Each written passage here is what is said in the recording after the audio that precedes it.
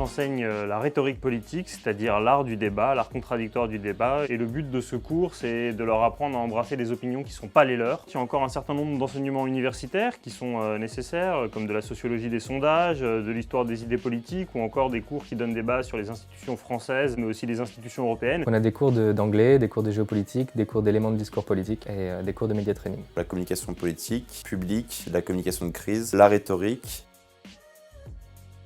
Quand on parle de communication politique et publique, c'est politique qui prend le dessus et tout le monde s'imagine des conseillers de l'ombre. Mais en réalité, c'est un panel de métiers extrêmement large, comme chargé de plaidoyer, qui travaille dans l'économie sociale et solidaire ou dans le mécénat, dans les pôles affaires publiques, les grands groupes du CAC et aussi de petites boîtes, dans les startups. Donc vraiment un écosystème très très large.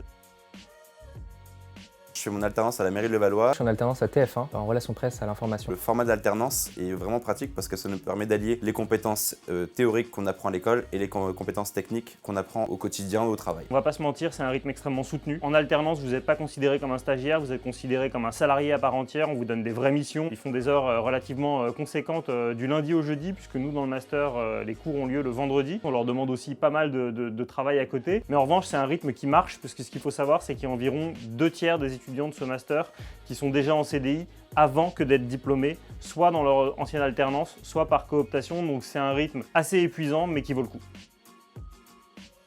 Je dirais de foncer, parce que nous, ça nous a apporté vraiment les compétences théoriques et à la fois pratiques qu'on met en œuvre en fait en entreprise. On va avoir une volonté d'apprendre et d'enrichir ses compétences et ses connaissances dans le domaine de la politique et aussi de la communication de manière générale. Je lui donnerais 2 conseils. Le premier, c'est d'être curieux de tout et de lire énormément l'actualité. Les gens qui sont dans des grosses agences de communication, en réalité, ont besoin d'étudiants qui sont extrêmement réactifs et extrêmement au fait de l'actualité, qui vont au-delà des fils Twitter, mais qui sont capables de se plonger en profondeur dans la complexité de l'actu. Et le deuxième, c'est ne pas se mentir. Être en adéquation complète avec ce à quoi vous aspirez réellement. Je sais que c'est un choix qui est relativement compliqué de se connaître soi-même et c'est pour ça que nous, à l'ECS Paris, plutôt que de demander un mémoire de fin d'études en Master 2, on a mis en place un projet professionnel avec des coachs qui vous aident à répondre à ces questions, de sorte qu'il n'y ait pas de turnover et le premier emploi que vous trouvez, c'est un premier emploi qui vous corresponde parfaitement.